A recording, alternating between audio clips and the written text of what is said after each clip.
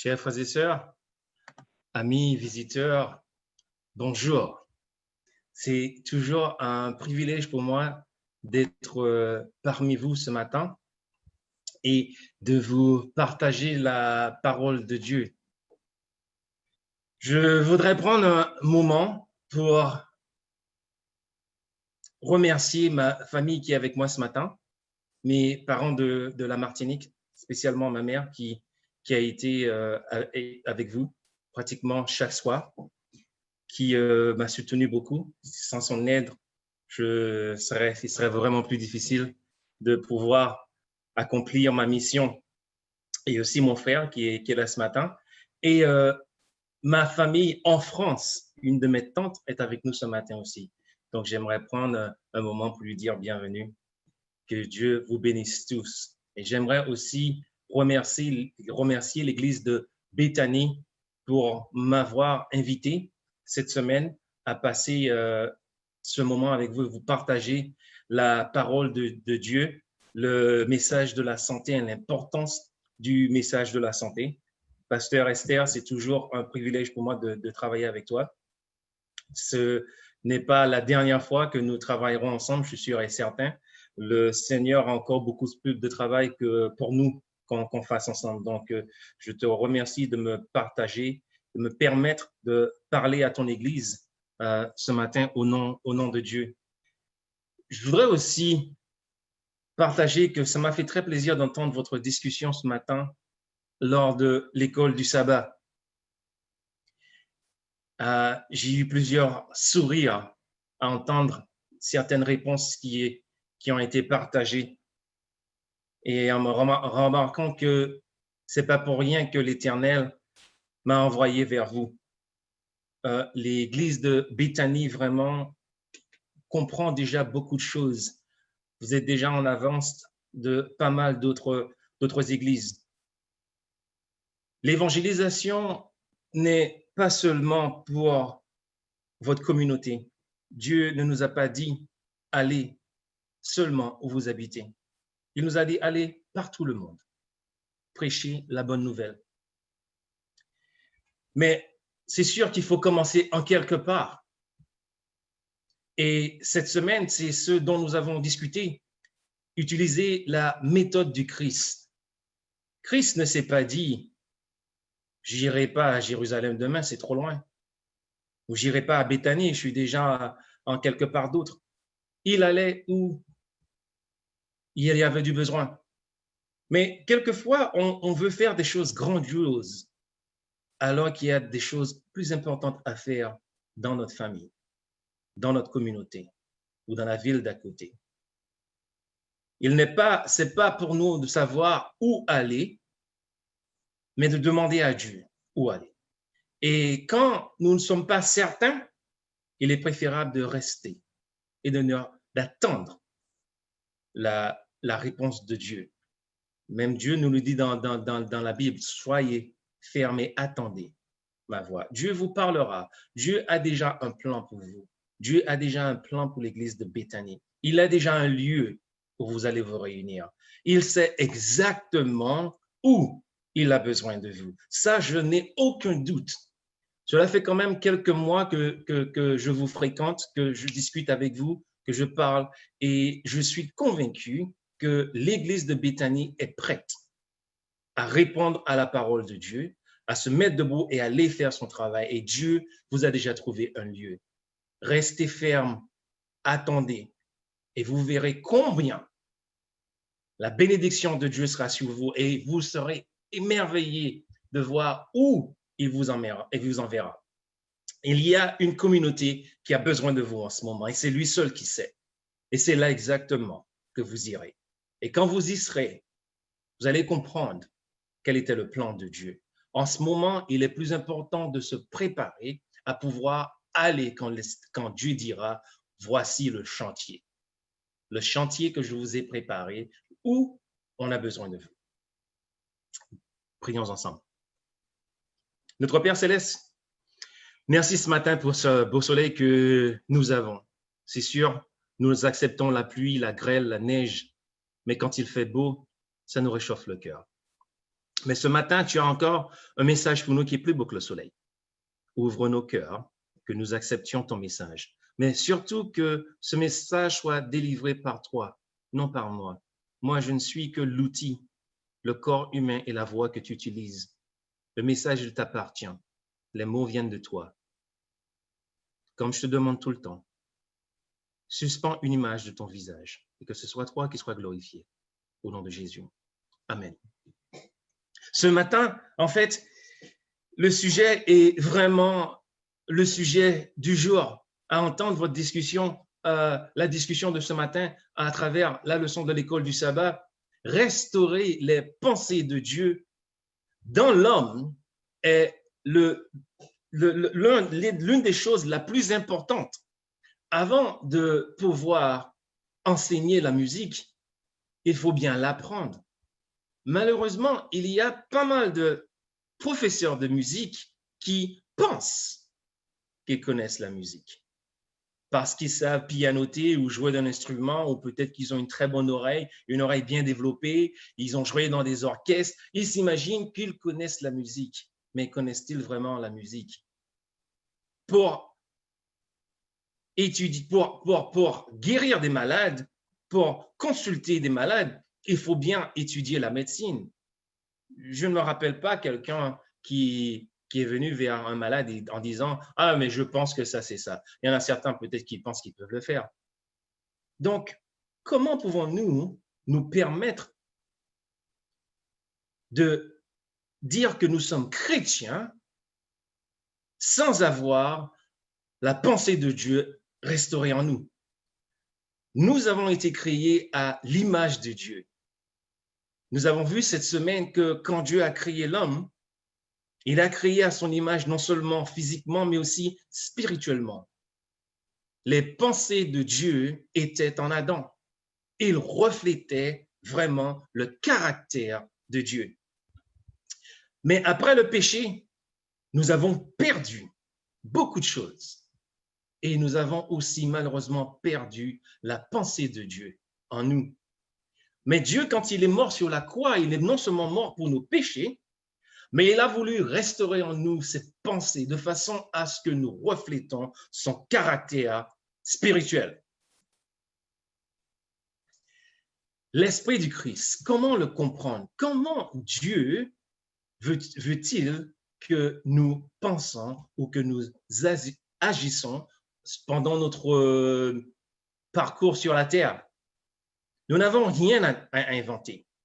Il est venu sur la terre et non seulement nous a donné un exemple, mais il a inspiré ses disciples à pouvoir raconter ce qu'il a fait quand il était sur terre. Donc, nous avons aussi un livre à qui nous pouvons faire référence qui s'appelle la Bible. Et dans la Bible, nous trouvons exactement le caractère et l'esprit du Christ. Christ, qu'est-ce qui était plus important pour lui? De prêcher la bonne nouvelle ou de guérir les malades? Les deux, en fait, étaient importants. L'un n'était pas plus important que l'autre. Mais Christ, Jésus, il avait compris que s'il voulait que quiconque reçoive son message spirituel, qu'il devait d'abord être guéri physiquement. Comment pouvons-nous faire des kilomètres si nous avons mal? Comment pouvons-nous sortir du lit si nous avons de l'arthrose? Comment pouvons-nous vouloir étudier si nous souffrons de migraines, de maux de tête? Si notre corps est malade, l'esprit ne peut pas fonctionner convenablement. Et l'apôtre Paul, qui est l'une des personnes que Christ a appelées, et si nous nous rappelons de l'histoire de l'apôtre Paul, c'était un persécuteur des chrétiens. Et c'est là que j'aime la façon dont Christ il travaille. Il travaille avec n'importe qui. Il n'y a aucune personne qui est trop une mauvaise personne que Dieu ne peut pas utiliser. Il peut utiliser quiconque. Alors que l'apôtre Paul vous persécutait les chrétiens, Dieu l'appelle, l'arrête dans son parcours, et voilà que maintenant l'apôtre Paul devient un disciple de Dieu, et c'est lui qui écrit la plupart des livres que nous trouvons dans le Nouveau Testament, dans la Bible. L'apôtre Paul révèle le cœur serviteur de Christ. avoir l'esprit de Christ est d'avoir l'esprit de servitude. Dieu qui était le grand maître, il n'y avait de plus grand que lui, car il est Dieu. Il est venu comme Dieu sur terre et pourtant, il a servi. Il a servi l'humanité. Il ne s'est pas fait voir. Il n'a pas rappelé à tout le monde que c'est lui qui commande, que c'est lui qui prend les décisions. Non. Il est venu servir. Il s'est abaissé. Il s'est accoupli. Il s'est mis à genoux pour regarder l'homme, les yeux, la tête à la tête. Il ne les a pas regardés d'en haut et a baissé la tête quand ils étaient malades. Il s'est courbé. Il est venu vraiment vers et il s'est abaissé, non seulement spirituellement, non seulement en oubliant sa divinité, mais étant qu'être humain. Il s'est abaissé vers ceux qui avaient besoin de lui, de façon à ce que le malade soit à la même hauteur de sa tête, qu'il puisse le regarder dans les yeux, lui tendre la main et lui dire, tu es guéri, ta foi t'a sauvé. Mais c'est dans Philippiens 2, les versets 5 à 9, que nous trouvons vraiment le caractère et l'Esprit de Dieu. Dans les versets 5 et 7, Paul nous explique clairement que le sacrifice de l'incarnation, il nous explique que Dieu, Jésus, s'est dépouillé de lui-même. Il s'est humilié lui-même. L'utilisation du verbe kenaon est un mot grec. La Bible a été écrite en deux langues, l'Ancien Testament en hébreu et le Nouveau Testament en grec. Et quelquefois, si nous voulons comprendre certains mots, certains verbes, il faut revenir à l'écrit original, c'est-à-dire il faut revenir à la Bible en grec. Et le verbe qu'ils ont utilisé, que Paul a utilisé, est le verbe kenan, qui signifie se vider. Mais le verbe est utilisé surtout pour expliquer se vider, par exemple, enlever quelque chose d'un contenu ou verser quelque chose à l'extérieur, mais complètement tout enlever. Donc, Christ, il s'est volontairement retenu de vouloir utiliser ses pouvoirs, car Christ était 100% Dieu. Et il avait pas mal de pouvoir, mais il ne voulait le faire seulement si son Père lui donnait la permission. L'humilité du Christ est vraiment l'exemple, mais on le trouve dans les versets 5 à 8. C'est là que nous voyons vraiment que le serviteur, la servitude du Christ, il s'est dépouillé lui-même, vivant pour les chrétiens. Son but n'était pas que tout le monde parle de lui. Il savait très bien qu'il était bon. Si nous savons qui nous sommes, nous n'avons pas besoin de quelqu'un d'autre pour nous dire que nous sommes une bonne personne. De toute façon, quand nous l'entendons, ça n'a aucun effet sur nous. Nous le savons déjà. Le plus souvent, ceux qui recherchent la gloire, ce sont ceux qui ont besoin de se regarder à l'intérieur. Ce sont ceux qui manquent de quelque chose personnellement et qui veulent retrouver cette reconnaissance envers les autres. Quand nous faisons du bien, nous n'avons pas besoin d'entendre « merci ». Parce que nous ne l'avons pas fait pour recevoir un merci. Nous ne l'avons pas fait pour que les gens parlent de nous. Nous l'avons fait parce que nous avons ressenti un besoin. C'est exactement ce que Jésus faisait. L'apôtre Paul présente le Seigneur comme celui qui, dans sa supériorité suprême, manifeste le modèle parfait pour tous les chrétiens. Cela nous montre vraiment que l'humilité est vraiment nécessaire pour refléter l'esprit du Christ. Christ, ou Jésus, s'est humilié en prenant la forme d'un homme jusqu'au point où il est mort sur la croix pour le pardon de nos péchés. D'ailleurs, il dit aussi, il n'y a pas de plus grand amour que de donner sa vie pour ses amis. La vraie humilité est de savoir que si vous avez le pouvoir de faire quelque chose, vous ne le faites pas, mais vous attendez que votre maître vous donne la permission de le faire. Et notre maître est le Christ. Être un serviteur peut être aussi interprété comme être esclave, pas dans le sens de l'esclavage, mais plus dans le sens où que vous ne vivez que pour servir cette personne ou ces personnes dont les besoins, dont Dieu envoie vers vous. Donc, Jésus est devenu le serviteur de son Père. L'humilité divine aussi consiste à être à l'aise avec qui vous êtes dans le Seigneur. Par conséquent, à donner la priorité aux autres. Jésus encore, quand il est venu, il ne s'inquiétait pas de sa personne. Cela ne veut pas dire qu'on néglige qui nous sommes, mais que nous sommes à l'aise avec notre relation avec le Christ, que nous comprenons exactement quelle est notre mission. Vouloir faire quelque chose pour le Christ ne veut pas dire nécessairement que Christ sait ce qu'il veut pour vous. Vouloir servir le Maître d'une certaine façon ne veut pas dire que c'est cette façon que le Christ nous a appelés. Je me rappelle, il y a plusieurs années où je disais, je veux travailler pour le Seigneur et utiliser ma musique parce que c'est ce que j'ai étudié. La musique, je voulais l'étudier. Et je pensais toujours que j'aurais eu un ministère dans la musique. Et chaque fois que j'ai essayé, ça n'a jamais fonctionné. Et mon épouse peut vous raconter à plusieurs reprises, j'ai voulu faire des choses à travers la musique, commencer des séminaires pour l'Église. Mais ce n'était pas le plan de Dieu. Maintenant, je comprends que Dieu m'a appelé pour le servir au niveau de la santé. Quelque chose que je n'aurais jamais imaginé. C'est Dieu qui sait quoi et pourquoi il nous appelle. Il nous appelle parce que c'est lui qui forme et forge notre caractère. Donc, il sait le caractère que nous avons est nécessaire dans certains lieux ou dans certaines missions. Frères et sœurs, être devant tout le monde à prêcher ne veut pas dire que celui qui ne le fait pas est un bon à rien.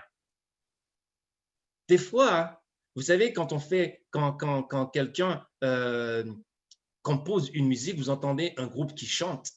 Le plus souvent, le groupe qui chante, ce ne sont pas eux qui ont écrit la musique. Ils ont quelqu'un qui écrit les paroles et ils ont aussi quelqu'un qui orchestre la musique. Ces personnes sont aussi importantes que celui qui a chanté. Donc, nous avons tous une mission à faire et nul n'est plus important que l'autre. L'image de l'humilité dans la Bible est celle d'une personne qui aime les autres. D'ailleurs, c'est le deuxième commandement que Dieu nous a donné. Aime ton prochain comme toi-même. Il faut d'abord apprendre à s'aimer et à être confortable avec notre relation avec le Christ. Avoir un esprit d'humilité, vous pouvez éviter de vous disputer avec les autres, car être humble vous permet de faire pas mal de choses. Proverbe 15, verset 1 nous dit cela. Une réponse douce calme la fureur, mais une parole dure, sévère, excite la colère. Nos habitudes commencent à la maison. Avant de penser que nous pouvons donner le bon exemple quand nous sommes dans nos communautés, et penser à l'envers, d'abord commencer à la maison, de façon à ce que ces habitudes deviennent naturelles, que deviennent des habitudes secondaires, comme on dit, de première nature, excusez-moi, de façon à ce que quand vous êtes devant un étranger, vous n'avez pas besoin de réfléchir ou de faire attention à vos paroles, parce que vous êtes dans l'habitude de parler, d'avoir des paroles douces. Vous pouvez faire face à l'injustice tout en restant calme lorsque vous êtes humble. Soyez bons les uns envers les autres, compatissants l'un à la colère, vous pardonnant réciproquement, comme Dieu vous a pardonné en Christ. L'esprit d'humilité, vous n'êtes pas obligé de donner une fausse impression lorsque vous êtes humble. Vous n'avez pas besoin de le faire. Lorsque vous compreniez Dieu et son humilité, vous n'avez pas besoin d'être arrogant. De toute façon, vous allez remarquer que plus vous connaissez Dieu, moins vous aurez le besoin de vouloir le prouver. Lorsque vous êtes humble, vous pouvez accepter une critique sans être sur la défense, même si cette critique est non méritée. De même, vous pouvez être conscient de vos échecs sans être émotionnellement dévasté, parce que vous comprenez que vos échecs, en fait, sont là pour vous apprendre une leçon. Matthieu 5 nous donne encore un autre conseil et nous dit au verset 23 et 24, vous pouvez demander pardon lorsque vous êtes humble. Lorsque nous ne sommes pas humbles, nous sommes orgueilleux, il est difficile pour nous de demander pardon. L'orgueil s'empare de nous. Même si vous n'avez pas tort, quand vous êtes humble, il est plus facile pour vous de demander pardon. Vous pouvez parler avec courtoisie et avec amour, quelle que soit la situation. Même si vous devez être ferme et prendre de fortes mesures, vous pouvez quand même parler avec amour.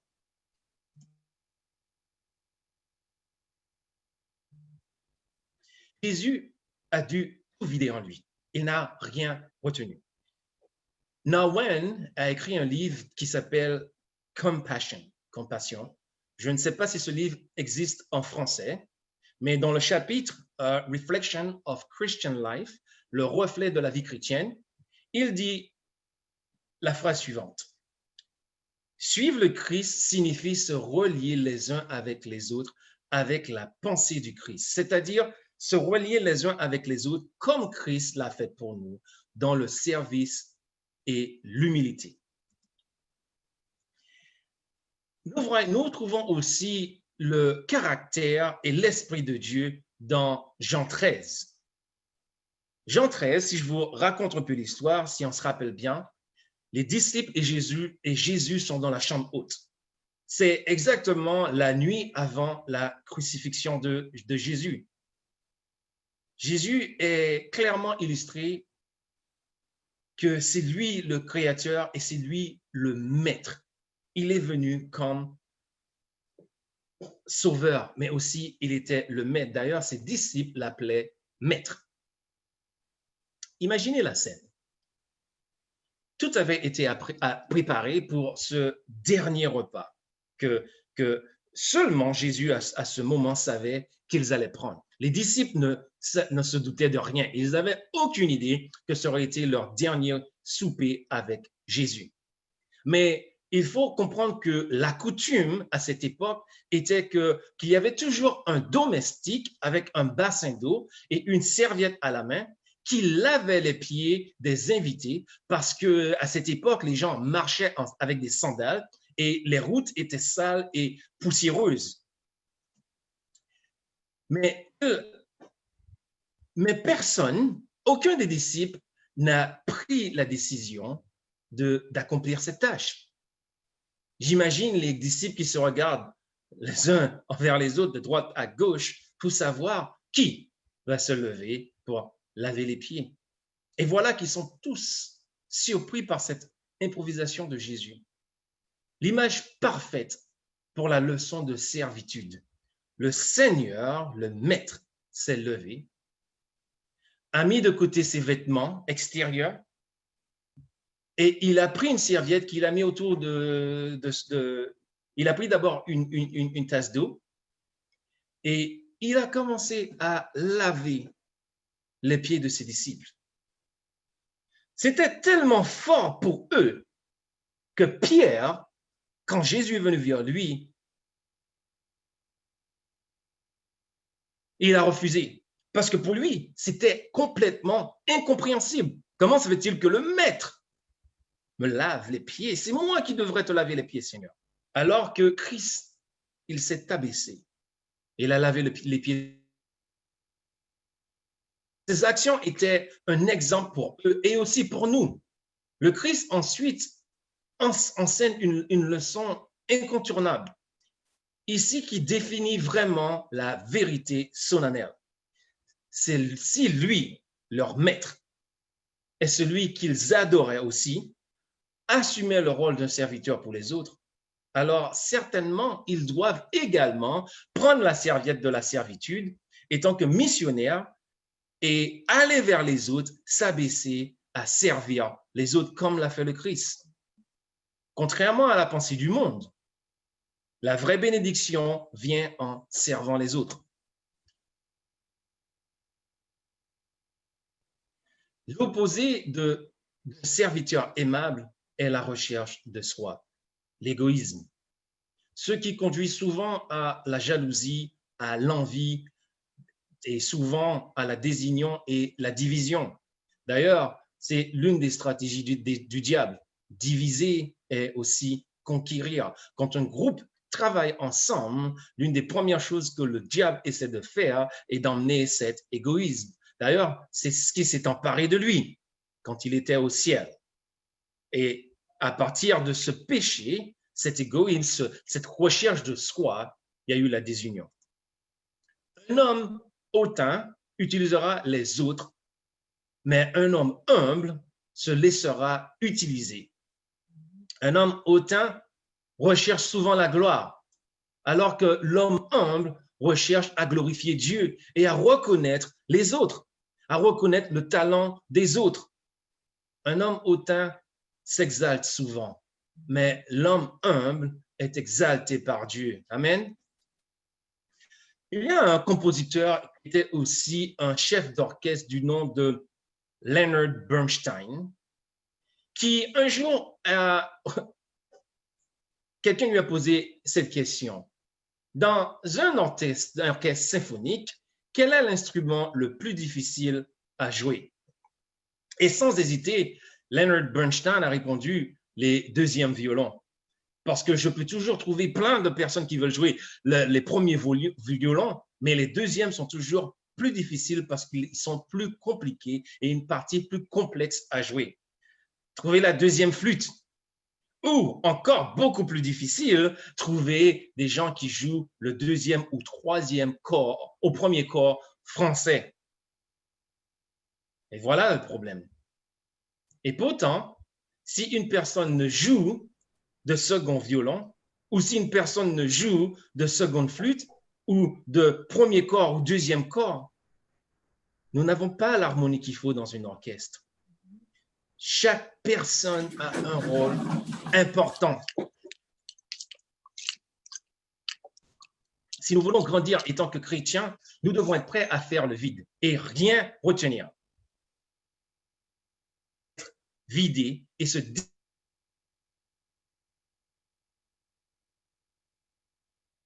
qui entrave le cœur d'un service. Vous sentez que vous êtes inconnu et peu apprécié, mais Dieu vous a mis là et il vous a mis là pour un but. C'est que vous n'avez pas encore demandé à Dieu quel est ce but.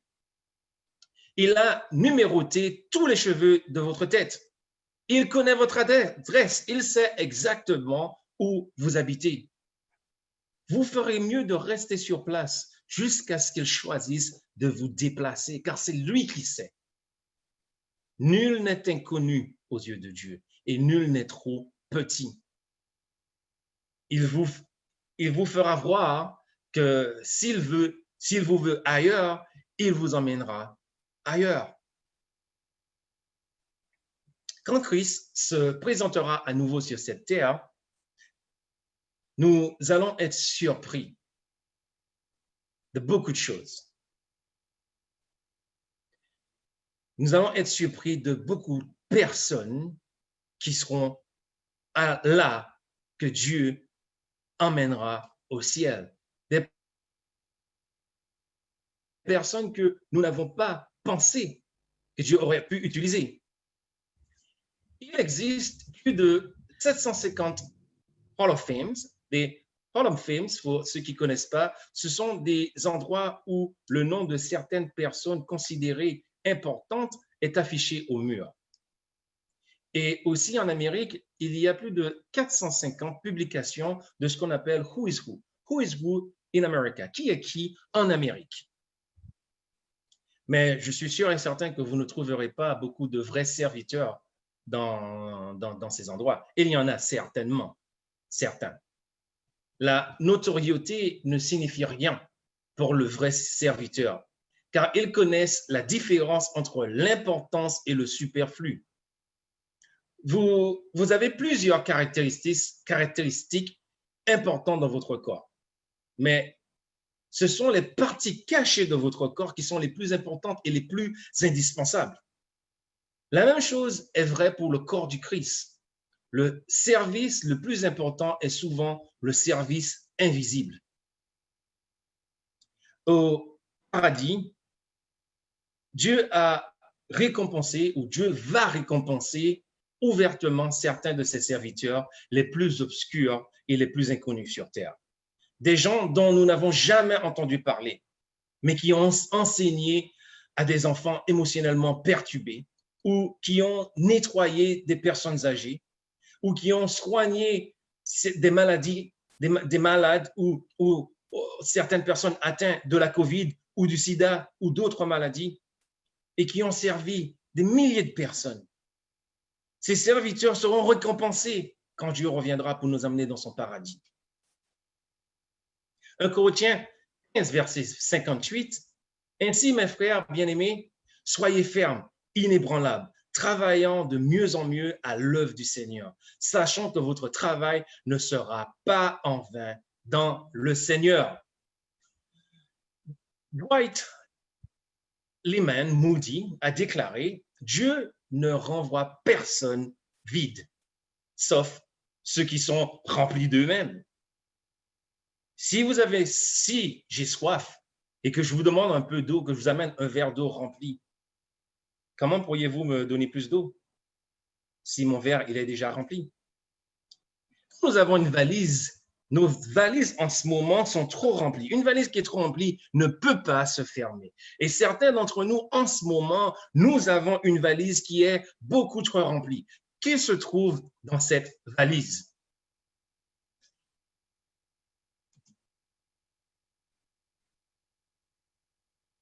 Ça m'éblouit toujours à voir comment mon ordinateur se décide par moment de ne pas fonctionner comme il le faut. Mais Dieu est plus fort que le diable. Dans cette valise, il faut la vider. Que se trouve dans cette valise? La fierté, l'ambition, l'égoïsme, la jalousie, le manque de pardon, la haine, être argumentatif, la colère, le manque de satisfaction, jamais satisfait avec ce que les autres font ou avec ce que nous faisons, avoir un petit esprit et être déséquilibré. Il faut qu'on se débarrasse de cette valise. Cette valise ne peut pas refléter l'Esprit de Dieu en nous. Mais quand notre valise est vide, nous avons tout enlevé, alors à ce moment, Dieu peut commencer à remplir notre valise. Et l'Esprit de Dieu nous donne le cœur d'un serviteur. Et dans cette valise, Dieu mettra l'amour, la joie, la paix, la patience, la gentillesse, la bonté, la fidélité, la douceur, la maîtrise de soi. Nous ne pouvons pas permettre à Dieu de travailler en nous quand nous ne faisons pas le vide. Il faut d'abord reconnaître que nous sommes pécheurs, que nous avons besoin de Christ en nous et d'enlever le soi de façon à ce que Dieu puisse nous transformer. Donc, en conclusion, il n'est qu'une question à vous poser. Qu'y a-t-il dans votre valise? Avez-vous tout vidé pour que Dieu puisse vous remplir de la ressemblance du Christ et avoir un cœur de serviteur? Si vous ne l'avez pas encore fait, je vous encourage à vider votre valise. Car Jésus-Christ est l'expression du cœur de Dieu. C'est lui qui montrera comment aller dans les champs et comment avoir un cœur de serviteur. Le reflet de sa gloire et l'empreinte de sa personne.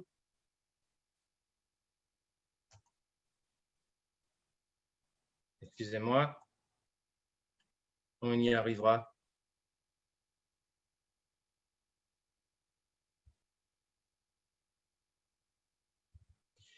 Hébreux 1, le verset 3. Et qui, dans le reflet de sa gloire et l'empreinte de sa personne, et soutenant toutes choses par sa parole puissante, a fait la purification des péchés et s'est assis à la droite de la majesté divine dans les lieux très hauts. C'est Dieu qui est notre exemple. Le Christ est la manifestation du Père et il est appelé la parole de Dieu. Donc, si nous voulons avoir le caractère du Christ, si nous voulons être imprégnés de l'Esprit de Dieu, nous devons toujours revenir dans sa parole qui est la Bible. Dieu a envoyé son Fils dans le monde, sa divinité vêtue d'humanité, pour que les hommes portent l'image du Christ invisible. Il a fait connaître dans ses paroles son caractère, sa puissance et sa majesté, la nature et les attributs de Dieu. Il était l'incarnation de la loi de Dieu, qui est la transcription de son caractère. Jean 1, les versets 1 à 14 nous dit bien, au commencement était la parole, et la parole était avec Dieu, et la parole était Dieu. Je vous incite aussi à lire Hébreux 10, les versets 5 à 7. Prenez note car je n'aurai pas le temps de tout lire ce matin. Dans la plénitude du temps, nous devrons prendre un moment pour lire notre Bible, pour apprendre de notre Créateur, pour savoir comment Christ veut que nous agissions dans notre vie quotidienne. Les pensées mêmes de Dieu étaient vêtues de chair et de sang. Apprendre à vivre comme un serviteur on commence par suivre ce que le Christ a fait. Et étant que croyants, il est important que nous nous concentrions sur Christ parce qu'il était la personne qui représente, comme on dit, l'essence de l'humilité et de la maturité et du leadership. Ce qui caractérisait, c'était lui qui caractérisait la servitude. Mais maintenant, bien que assis à la droite de son Père, comme le Seigneur glorifié, il continue à nous servir étant que notre avocat et intercesseur et chef du corps du Christ, qui est l'Église. C'est extrêmement important, surtout à la lumière qu'il était et que cette lumière est encore, car cette lumière vit en nous. Le principe est le suivant. Suivre l'exemple du Sauveur. Les croyants doivent agir comme des serviteurs qui cherchent à servir les uns aux autres dans le service affectueux et désintéressé du soi. La question que nous devrons nous poser ce matin, suis-je dans la soumission au Seigneur et aux autres et recherche à servir mon Dieu ou suis-je en train de chercher à être servi dans les poursuites de mes propres désirs? L'œuvre missionnaire médicale est l'illustration de l'Évangile. Le bon Samaritain s'est abaissé pour aider un inconnu. Il a même décidé de payer ses factures médicales. Comment refléterons-nous le Christ? Il n'y a aucune meilleure façon que de s'emparer de l'œuvre missionnaire médicale dans le cadre du ministère pour pouvoir refléter le cœur du Christ. Hier, je vous ai fait cet appel où Dieu vous dit, nous sommes arrivés à un moment où chaque membre d'Église devrait s'emparer de l'œuvre missionnaire médicale. Le monde est un vrai hôpital où l'on retrouve non seulement des maladies physiques, mais aussi des maladies spirituelles. Partout, les gens périssent à cause de leur manque de connaissance des vérités. Les membres d'Église ont besoin d'un réveil afin qu'ils se rendent compte de leur responsabilité et de transmettre ces vérités. Le ministère de la compassion, le monde autour de nous en a besoin. Matthieu 9, versets 35 à 38, la moisson est grande, mais il y a peu d'ouvriers. Priez donc le maître de la moisson d'envoyer des ouvriers dans sa moisson. Les serviteurs fidèles ne prennent jamais leur retraite. Ils veulent être fidèles jusqu'à la fin. Vous pouvez prendre votre retraite dans votre carrière si vous voulez, mais vous ne prenez jamais de retraite à servir votre Christ, car même dans vos vieux jours, vous pouvez être un exemple et toujours agir avec amour comme l'a fait le Christ. Matthieu 4, le verset 19, il leur dit, suivez-moi et je vous ferai pécheurs.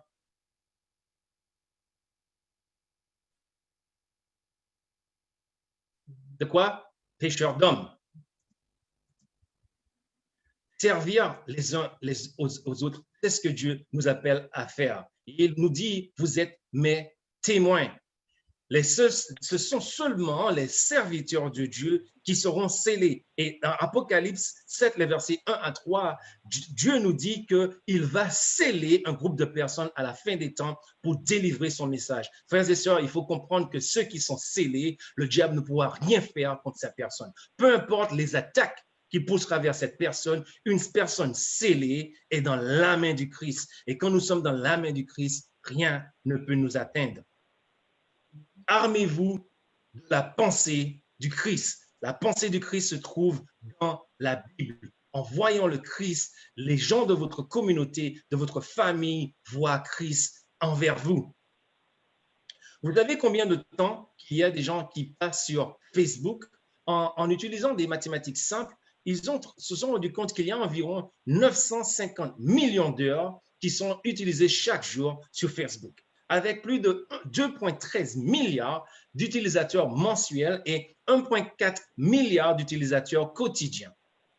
Cela veut dire que l'utilisateur mensuel est une moyenne de 27 minutes par jour, seulement dans cette application.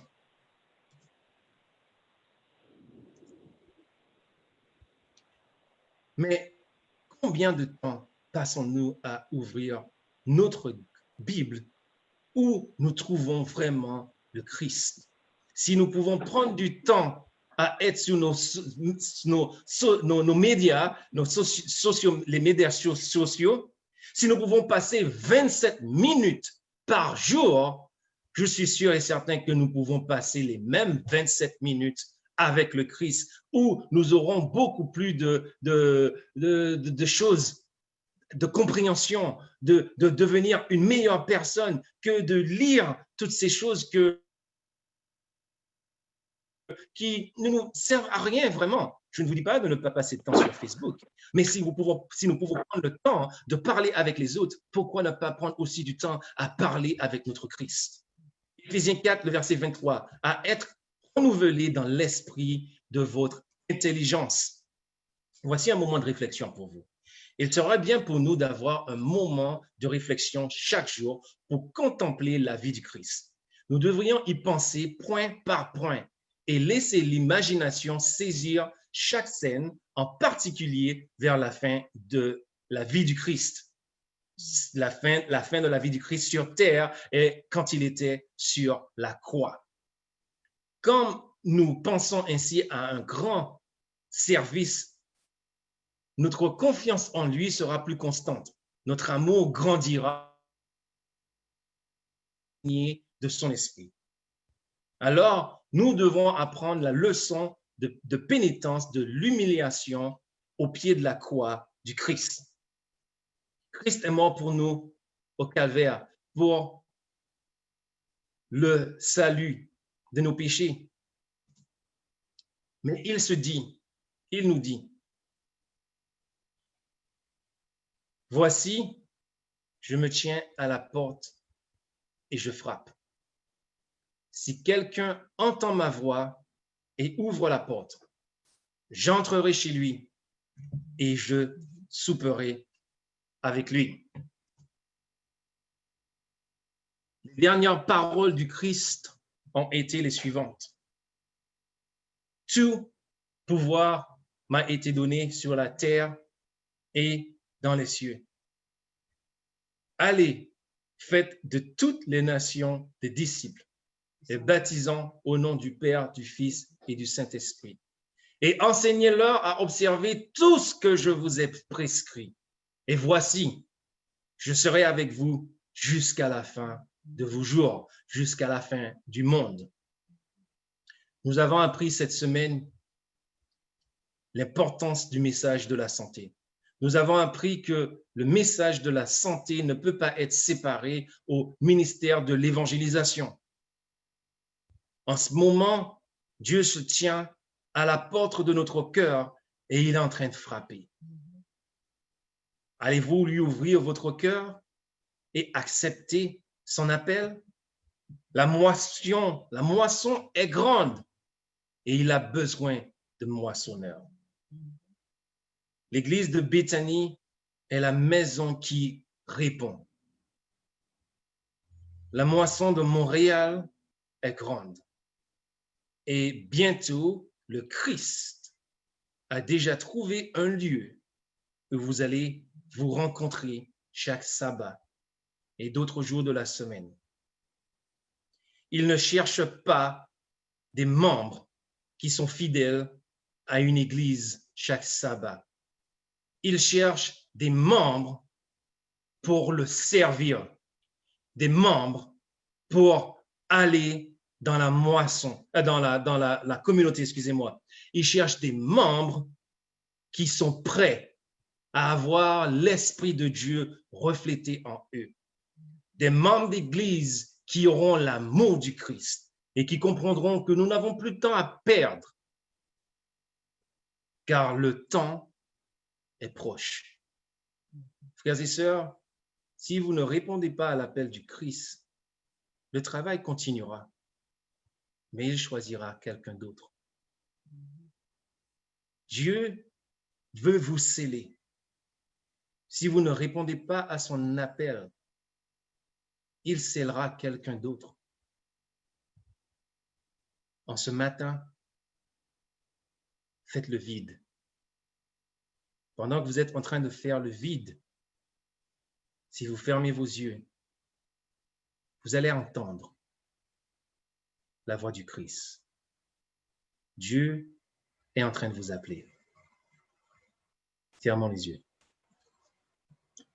Notre Père céleste, dans ce silence, ta voix peut se faire entendre. En ce moment, nos valises sont trop remplies, tellement remplies que nous ne pouvons pas entendre ta voix qui pourtant est comme le son du tonnerre. Si nous y réfléchissons bien, un tonnerre n'est pas quelque chose qu'il ne s'entend pas.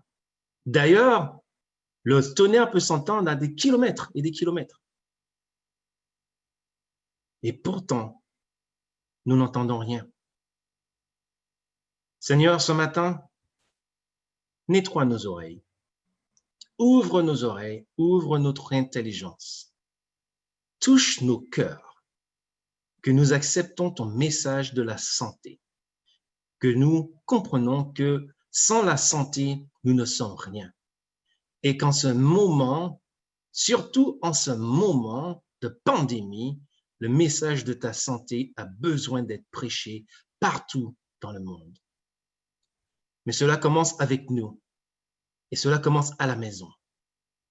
Ce matin, je te prie que ceux que tu es en train d'appeler, tu sais exactement qui ils sont. Ils entendent ta voix, mais ils ont un peu peur. Ils entendent ta voix, mais ils hésitent. Ils entendent ta voix, mais ils ont encore des questions de doute. Enlève le doute, la peur, la crainte dans leur cœur. Et aide-leur à répondre, me voici Seigneur, envoie-moi. Ton message continuera, mais tu ne veux pas continuer sans ces individus que tu es en train d'appeler ce matin. Tu sais qui ils sont. Ils sont présents, ils t'entendent. Tu veux les sceller, Seigneur, et tu attends qu'ils te disent, me voici Seigneur, envoie-moi. Merci pour ton message. Merci pour ta bénédiction. Merci pour la lumière que tu as jailli en nous. Merci pour les miracles que tu as faits. Merci pour la bénédiction que tu es en train de déverser dans le monde. La COVID ne vient pas de toi. La COVID est une maladie du diable, car tu ne rends personne malade. Mais tu nous as choisis, ton peuple, pour apporter cette nouvelle, pour partager ce message. Merci de l'avoir fait. Merci d'avoir ouvert notre cœur. Et ce matin, nous répondons tous, me voici, envoie-moi, au nom de Jésus. Amen.